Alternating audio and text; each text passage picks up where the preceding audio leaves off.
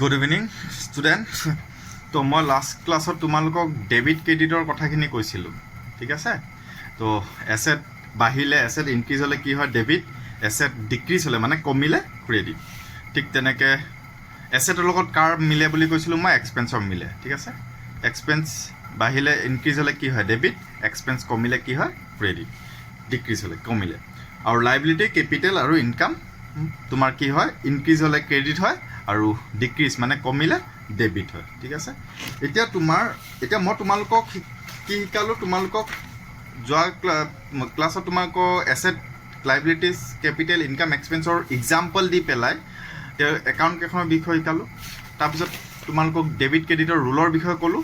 এইবাৰ তোমালোকৰ মেইন পইণ্টত আহি গৈছোঁ আমি, যিটো এতিয়া তোমালোকৰ আহি গ'ল, এইটো হৈছে মেইন একাউণ্টছৰ এই দুটা বস্তুৱেই আৰু বাকী চব চেপ্টাৰ ৱাইজ পাবা।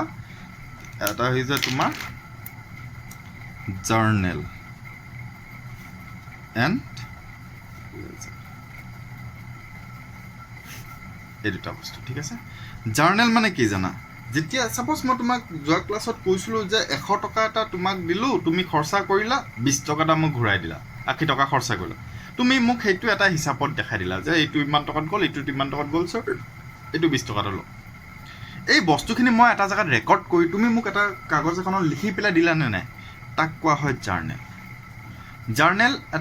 জাৰ্নেল কি হয়, এখন বুক হয় য'ত আমি গোটেই বস্তুখিনি ৰেকৰ্ড কৰোঁ। এবছৰত মোৰ বিজনেছত কি কি কিনিলোঁ, কিমান ইনকাম কৰিলোঁ, এক্সপেন্স কিমান হৈ গ'ল, লাইবিলিটি কিমান হৈ গ'ল, গোটেই বস্তুখিনি লিখা হয়, তাক কোৱা হয় জাৰ্নেল। আৰু এই জাৰ্নেলৰ পৰা কি বনোৱা হয়, লেজাৰ বনোৱা হয়। লেজাৰখন হৈ গ'ল তোমাৰ একাউণ্টছ, ঠিক আছে। লেজাৰখন হৈ গ'ল তোমাৰ একাউণ্টছ, তাৰ পৰা কি বনোৱা হয়, লেজাৰ বনোৱা হয়। এতিয়া জাৰ্নেল, ছাপ'জ মই এটা জাৰ্নেল লিখিছোঁ,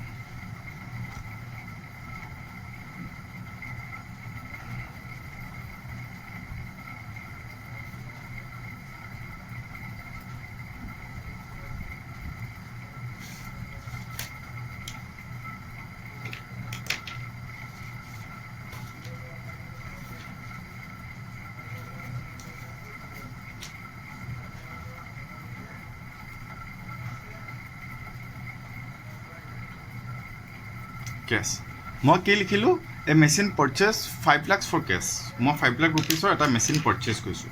তো তোমাৰ এছেটৰ ৰুলটোত আহা। এছেটৰ ৰুলটোত কি আছিলে, এছেটৰ ৰুলটোত আছিলে এছেট ইনক্ৰিজ হ'লে, এছেট বাঢ়িলে কি হ'ব ডেবিট, আৰু এছেট যদি কমি যায় কি হ'ব ক্ৰেডিট। ইয়াতে মোৰ তাত কি এছেট বাঢ়িছে কোৱা, মোৰ তাত কি এছেট আহিছে বা বাঢ়িছে, মোৰ তাত কি আহিছে, মোৰ তাত এটা মেচিন আহিছে। তো মেচিন আহিছে, তাৰমানে এছেট এটা আহিছে, যিটো এছেট আহিছে তাৰ সি কি হয় ডেবিট, কাৰণ ইনক্ৰিজিং এছেট ডেবিট। ইয়াতে আহি গ'ল মেচিনাৰী একাউণ্ট ডেবিট, কিমান 5 lakhs।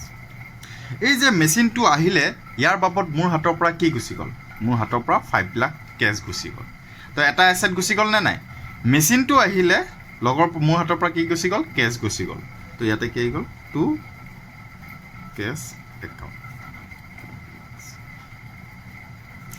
এতিয়া ছাৰ ইয়াতে ছাৰ ডেবিট ডি আৰ, ডেবিটৰ শ্বৰ্ট ফৰ্ম ডি আৰ বুলি কয়, ঠিক আছে, ডেবিট। আৰু ক্ৰেডিটৰ শ্বৰ্ট ফৰ্ম হৈছে চি আৰ। তো তুমি সুধিব ছাৰ ইয়াতে ডেবিট লিখিছে, ইয়াতে ক্ৰেডিটটো কিয় নিলিখিলে। তো এটা যদি ডেবিট হয় আল্টিমেটলি কি হৈ যাব, ক্ৰেডিট হৈ যাব। ইয়াৰ লিখা ষ্টাইলটো চাবা, যেতিয়া মেচিনাৰী একাউণ্ট ডেবিট, এটা গেপ দি পেলাই ডেবিট দি পেলাই টকাটো লিখিলা, টু তলত কি হ'ব, টুটো অলপ দূৰত আহিব, টু কেছ একাউণ্ট, গেপৰ পৰা ইয়াৰ এটা গেপ থাকিব, গেপত একেলগে ইয়াতে 5 lakhsটো নিলিখিবা, ভুল হ'ব তেতিয়া, ঠিক আছে, অলপ গেপত লিখিবা। ডেবিট লিখিলে এইটো টু যেতিয়া লিখিবা সি ক্ৰেডিটে বুজাব। আমি সদায় ডেবিটটো দিনত কৰোঁ, ডেবিটটো লিখোঁ, ক্ৰেডিটটো আমি নিলিখোঁ। তো এইটো হৈ গ'ল মোৰ, চোৱা এটা এছেট আহিছে। এতিয়া এই এটা এছেট মানে কি, ইনক্ৰিজিং এছেট ডেবিট,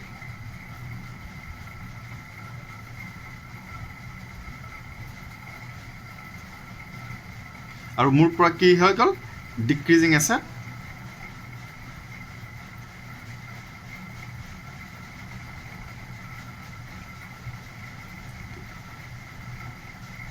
মোৰ পৰা কি এছেট দি এটা এছেট কি কমিছে, কেছ কমিছে। ইয়াতে আৰু এটা বস্তু থাকে, এই বস্তুখিনি যেতিয়া লিখিলা ন তুমি, তাক নেৰেটেড কৰিব লাগে, তাক মানে তাক বহলাই এক্সপ্ৰেছ কৰিব লাগে, তাক কোৱা হয় narration. Being machine rupees 5 lakhs being machine purchase rupees 5 lakhs for cash মই এটা 5 লাখ টকাৰ মেচিন কিনিছো কেডি কেছে দি পেলাই এই বস্তুটোক নেৰেশ্যন কৰি দিয়া বুলি কোৱা ঠিক আছে বুজি পালা এটা সেকেন্ড আৰু এটা মই জাৰ্নেল এইটোকে কোৱা হয় এই পাৰ্টটোক কোৱা হয়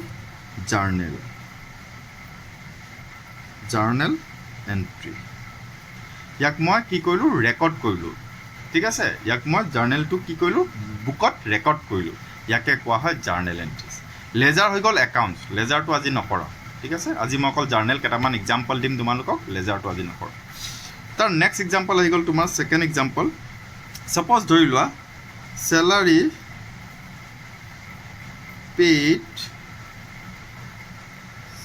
paid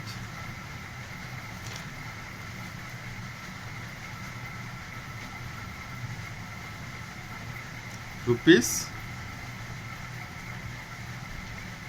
5,000 yes for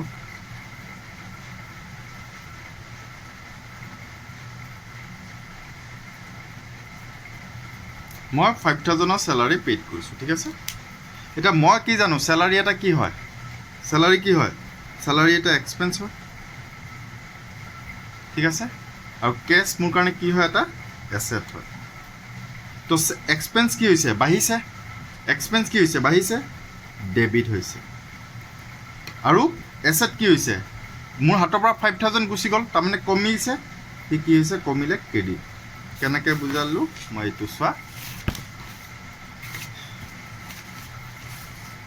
increasing expense debit decreasing asset credit ঠিক আছে the expense increase হলে debit হ'ব মোৰ ইয়াতে এটা নতুন expense increase হৈছে না মানে বাঢ়িছে না নাই বা এটা expense হৈছে না নাই কি expense হৈছে salary expense তো expense increase হৈছে then debit আৰু মোৰ পৰা কি গুচি গ'ল হাতৰ পৰা cash কমি গৈছে decrease হৈছে তো কি হ'ব credit ইয়াৰ এন্ট্ৰিটো কেনেকৈ হ'ব জানা salary account debit to yes account কিমান আছিল 5,000 being salary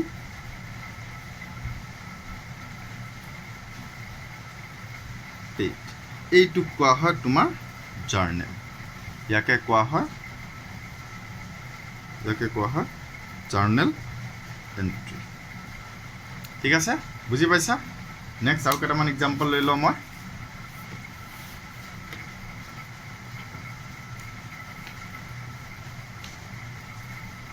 এবাৰ থাৰ্ড এক্সাম্পল এটা লৈছোঁ purchase goods for cash from messrs ABC rupees 1 lakh মই messrs purchase goods from cash from messrs ABC M/S messrs ABC for rupees 1 lakh 1 lakh টকাৰ বস্তু মই purchase কৰিছোঁ গুডছ মানে কি হৈ গ'ল বস্তু GOODS গুডছ মানে হৈ গ'ল বস্তু ঠিক আছে তো 1 লাখ টকা এতিয়া চোৱা আগতে মই মেচিন পাৰ্চেজ কৰিছিলোঁ কাৰণ মই জানো ইয়াতে মই তুমি চোৱা মেচিন এটা পাৰ্চেজ কৰিছিলোঁ কিন্তু মেচিনটো কি হয় এটা এছেট হয় ইয়াতে মই কি পাৰ্চেজ কৰিছোঁ গুডছ মানে তোমাৰ ৰ মেটেৰিয়েল হ'ব ঠিক আছে তাৰ স্পেচিয়েলি নাম নাথাকে একেলগে স্পেচিফিকেলি একো নাম নাথাকে তো মই তাক গুডছ তো যেতিয়া মই পাৰ্চেজ কৰিছোঁ তো পাৰ্চেজ এটা মোৰ কাৰণে কি হৈ গ'ল এক্সপেন্স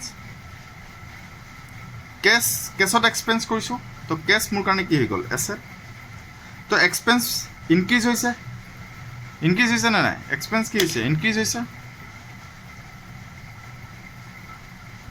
ইনক্ৰিজ হ'লে কি হয় এক্সপেন্স ইনক্ৰিজ হ'লে ডেবিট আৰু এছেট কি হৈ গ'ল কমিছে তাৰমানে কি হৈছে ডিক্ৰিজ হৈছে এছেট ডিক্ৰিজ হ'লে কি হৈছে ক্ৰেডিট তো ইয়াৰ জাৰ্নেল এন্ট্ৰিটো কেনেকৈ হ'ব ইয়াৰ জাৰ্নেল এন্ট্ৰিটো হ'ব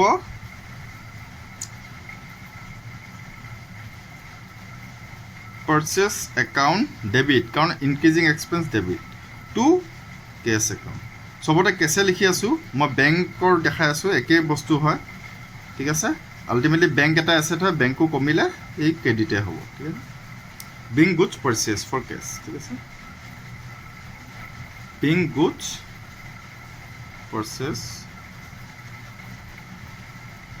ফ'ৰ কেছ ৰুপিজ 1 লাখ বা গোটেই লাইনটোৱে তাৰমানে তুমি নেৰেশ্যনটোত কি কৰিব জানা এই কুৱেশ্যনৰ লাইনটোকে লিখি দিব পাৰা ঠিক আছে এইটোকে কোৱা হয় জাৰ্নেল ঠিক তেনেকৈ মই তোমাক আৰু এক্সাম্পল দি আছোঁ এতিয়া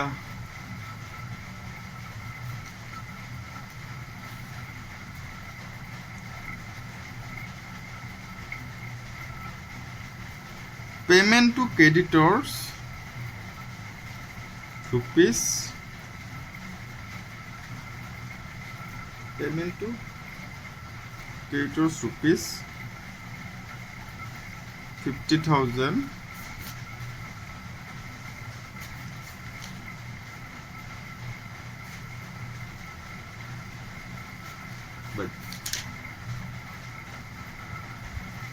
by check এবাৰ মই চেকৰ পে'মেণ্ট দিছোঁ ঠিক আছে এতিয়া মই ক্ৰেডিটৰ্ছক পে'মেণ্ট কৰিছোঁ বা পেইড টু ক্ৰেডিটৰ্ছ বা পে'মেণ্ট টু ক্ৰেডিটৰ্ছ 50,000 বাই চেকেৰে পে'মেণ্ট কৰিছোঁ তো চেকেৰে পে'মেণ্ট কৰিলে মই চেক দিছোঁ ক্ৰেডিটৰ্ছক মানে ক্ৰেডিটৰ্ছ মানে কি যোনে মোৰ পৰা টকা পায় ক্ৰেডিটৰ্ছ কি হয় এটা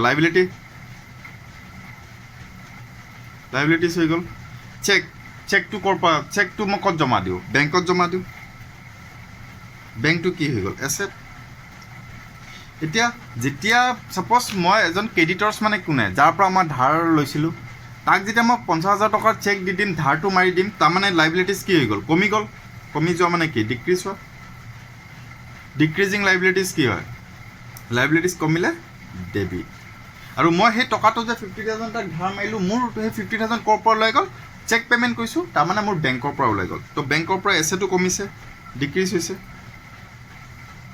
এছেট ডিক্ৰিজ হ'লে কি হয় ক্ৰেডিট CR ঠিক আছে ক্ৰেডিট এতিয়া ইয়াৰ জাৰ্নেল এণ্ট্ৰিজ হৈছে তো মোৰ ক্ৰেডিটৰ্ছ কমিছে মই জানো লাইবিলিটি ডিক্ৰিজ হ'লে কি হয় ডেবিট তো ক্ৰেডিটৰ্ছ একাউণ্ট ডেবিট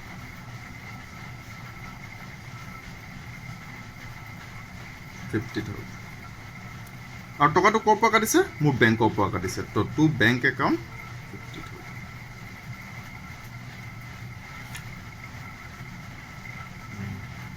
being creditors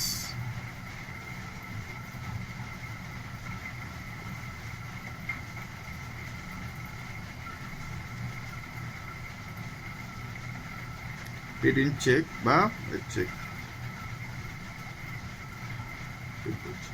ঠিক আছে তো এইটো হৈ গ'ল তোমাৰ জাৰ্নেল বুজি পাইছা তো তেনেকৈ এক্সাম্পল আছে আৰু ঢেৰ তো তোমালোকক এয়া আহিছে জাৰ্নেল ঠিক আছে এনেকৈ ইয়াৰ পৰা লেজাৰ তেনেকৈ বনাও হয় তো মই তোমালোকক কেইটামান আৰু ডিছকাছ কৰি দিছোঁ তাত বনোৱা আছে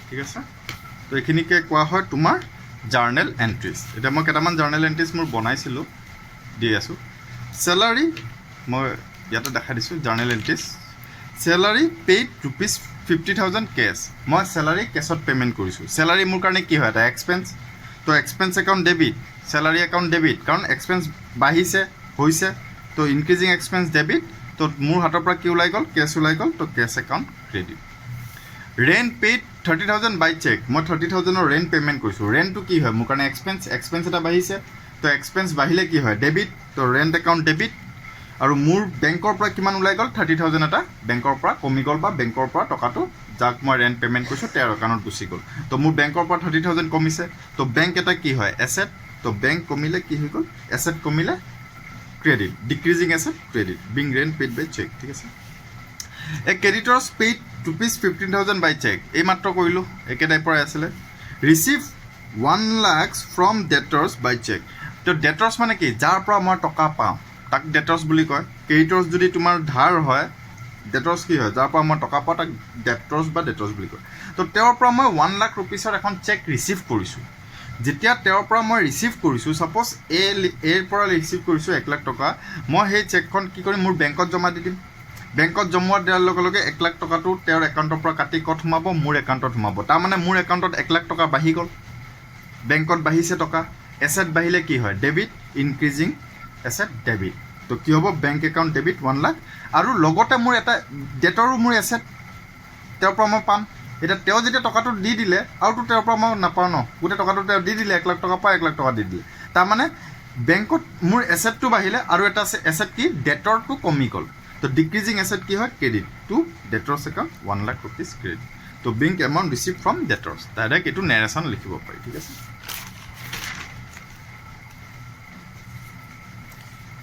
তেনেকৈ আছে goods purchase rupees 10,000 by cheque cash. মই 10,000 গুডছ পাৰ্চেছ কৰিছোঁ, তো বস্তু পাৰ্চেছ কৰিছোঁ, তো বস্তুটোৰ নাম নাথাকে। তো যেতিয়া গুডছ বুলি থাকে সদায় পাৰ্চেছ একাউণ্ট আহিব, সদায় কি একাউণ্ট আহিব পাৰ্চেছ একাউণ্ট আহিব।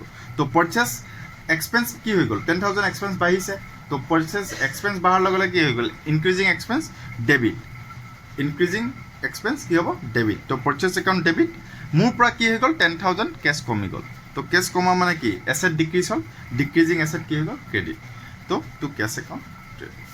ঠিক তেনেকৈ being goods purchase by cash. ঠিক তেনেকৈ চেলছ আছে, sales 2 lakh through cheque cash. মই 2 লাখ টকা চেল কৰিছোঁ কিহৰ থ্ৰু দি কেছৰ থ্ৰু দি। তো চেল কি হয় এটা ইনকাম, ইনকাম হয়নে নাই, চেল বাঢ়িছে 2 লাখ টকাৰ এটা ইনকাম বাঢ়ি গ'ল নে নাই, আহিলে নে নাই, নতুনকৈ 2 লাখ টকা এটা চেল হৈছে বা বাঢ়িছে।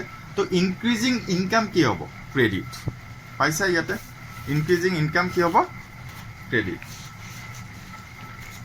চোৱা ইয়াতে চোৱা ইনকাম ইনক্ৰিজিং ইনকাম কি হয় ক্ৰেডিট, ডিক্ৰিজিং ইনকাম কি হয় ডেবিট। তো মোৰ ইনকাম বাঢ়িছে, তো ইনক্ৰিজিং ইনকাম মানে কি চেল কি হ'ব এতিয়া ক্ৰেডিট হ'ব, টু চেলছ একাউণ্ট ক্ৰেডিট হৈ গ'ল। এতিয়া সেই যে চেলছটো ইনকাম চেল কৰাৰ কাৰণে মোৰ হাতত কি আহিব 2 লাখ টকা আহিছে নে নাই, তো মোৰ হাতততো কেছো বাঢ়ি গ'ল। কেছ এটা কি হয় এছেট, এছেট বাঢ়িলে কি হয় ইয়াতে লিখা আছে ইনক্ৰিজিং এছেট, এছেট বাঢ়িলে কি হয় ডেবিট। তো মোৰ তাত কি বাঢ়ি গ'ল 2 লাখ টকাৰ কেছ বাঢ়িছে, সেইকাৰণে এণ্ট্ৰিটো কি হ'ব cash account debit to sales account, ঠিক আছে। Furniture purchase 25,000 through cash. মই ফাৰ্নিচাৰ পাৰ্চেছ কৰিছোঁ, ফাৰ্নিচাৰ এটা মোৰ কি হয় এছেট, ইনক্ৰিজিং এছেট ডেবিট। তো ফাৰ্নিচাৰ একাউণ্ট ডেবিট, আৰু মোৰ পৰা কি গুচি গ'ল 25,000 কেছ গুচি গ'ল। তো ডিক্ৰিজিং এছেট কি হয় ক্ৰেডিট, তো to cash account credit. Commission receive being furniture purchase, তাৰপিছত কমিশ্যন ৰিচিভ 5,000 বাই কেছ। মই 5,000 কমিশ্যন এটা ৰিচিভ কৰিছোঁ। তো কমিশ্যন যেতিয়া ৰিচিভ কৰিছোঁ মোৰ হাতত টকা আহিলে 5,000, আৰু সেই 5,000টো কিহৰ ইনকাম হয় কমিশ্যন ৰিচিভ। আৰু মই জানো ইনকাম যেতিয়া হ'ল ইনকাম একাউণ্ট কি হয় ইনক্ৰিজিং ইনকাম ক্ৰেডিট। ইয়াতে মই আকৌ দেখাই দিছোঁ তোমালোকক ইনকাম ইনক্ৰিজ হ'লে কি হয় ক্ৰেডিট হয়। তো ইয়াতে কি হ'ব মোৰ তাত কেছ আহিলে 5,000, তো কেছ কি হয় এছেট, এছেট ইনক্ৰিজ হ'লে কি হয় ডেবিট, এইটো এছেট ইনক্ৰিজ হ'লে কি হয় এছেট ইনক্ৰিজ হ'লে ডেবিট। তো কেছ একাউণ্ট ডেবিট 5,000 আৰু কমিশ্যন ইনক্ৰিজ হ'লে কি হয় ক্ৰেডিট। তো কমিশ্যন ৰিচিভ একাউণ্ট ক্ৰেডিট কিমান আহি গ'ল 5,000 বিং কমিশ্যন ৰিচিভ, ঠিক আছে বুজি পাইছা তোমালোকে।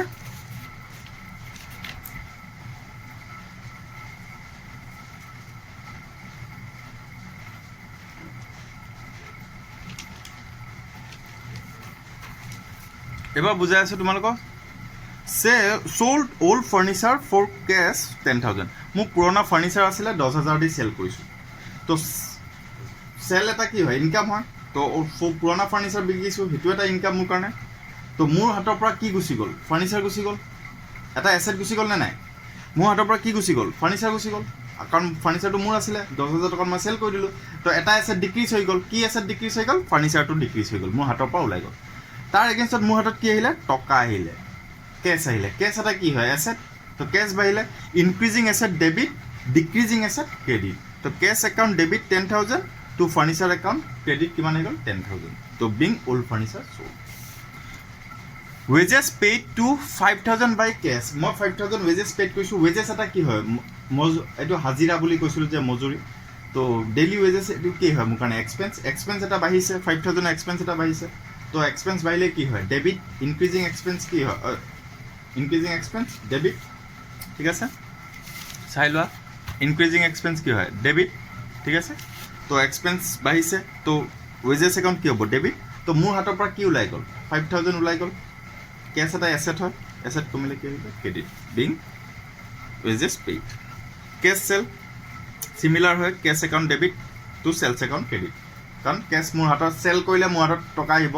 তো এছেট আহিলে কি হয় ডেবিট, ইনক্ৰিজিং এছেট ডেবিট, আৰু চেল কি হয় এটা ইনকাম ইনক্ৰিজিং ইনকাম কি হয় ক্ৰেডিট কম্পিউটাৰ পাৰ্চেজ ₹40,000 বাই চেক মই কম্পিউটাৰ এটা পাৰ্চেজ কৰিছোঁ কিহেদি চেক পে'মেণ্ট কৰিছোঁ তো মোৰ ওচৰত কি আহিলে কম্পিউটাৰ আহিলে কম্পিউটাৰ এটা কি হয় এছেট তো এছেট আহিলে কি হয় ডেবিট ইনক্ৰিজিং এছেট ডেবিট মোৰ হাতৰ পৰা কি ওলাই গ'ল 40,000 বেংকৰ পৰা ওলাই গ'ল বেংক 40,000 কমিলে একাউণ্টৰ পৰা 40,000 কমি গ'ল কাৰণ মই চেক পে'মেণ্ট কৰিছোঁ তো বেংক কমিলে বেংক এটা কি হয় এছেট কমিলে কি হয় ক্ৰেডিট তো computers account debit 40,000 to bank account 40,000 credit তো ইমানখিনি মই তোমালোকক জাৰ্নেলখিনি ডিছকাছ কৰিলোঁ এইবোৰ হৈছে তোমালোকৰ জাৰ্নেল মেইন পাৰ্ট হয় ঠিক আছে একাউণ্টছৰ পাঁচখন একাউণ্ট ৰুল ডেবিট ক্ৰেডিট আৰু জাৰ্নেল ইয়াৰ পিছত লেজাৰখন কেনেকুৱা হয় দেখাই দিছোঁ বাট লেজাৰখন আজি মই নুবুজাওঁ এই সৰু সৰু চোৱা প্ৰতিটোৰে একাউণ্ট বনোৱা হয় এতিয়া চেলাৰী পাইছিলা নহয় চেলাৰী একাউণ্ট বনাইছে ৰেণ্টৰ একাউণ্ট বনাইছে ক্ৰেডিটৰ্ছ একাউণ্ট বনাইছে ডেটৰ্ছ একাউণ্ট বনাইছোঁ কেছৰ একাউণ্ট বনাইছে বেংকৰ একাউণ্ট বনাইছে প্ৰতিটোৰে যিটো একাউণ্ট বনোৱা হয় ইয়াকে কোৱা হয় লেজাৰ বুলি কোৱা হয় ইয়াতে লিখি দিছোঁ চোৱা এইটো লেজাৰ তো এই লেজাৰখনত কেনেকুৱা আছে কি আছে নামবোৰ কেনেকুৱা এইটো ইয়াৰ মই নেক্সট ভিডিঅ'ত ইয়াতে দিম তো আজিলৈ ইমানে থেংক ইউ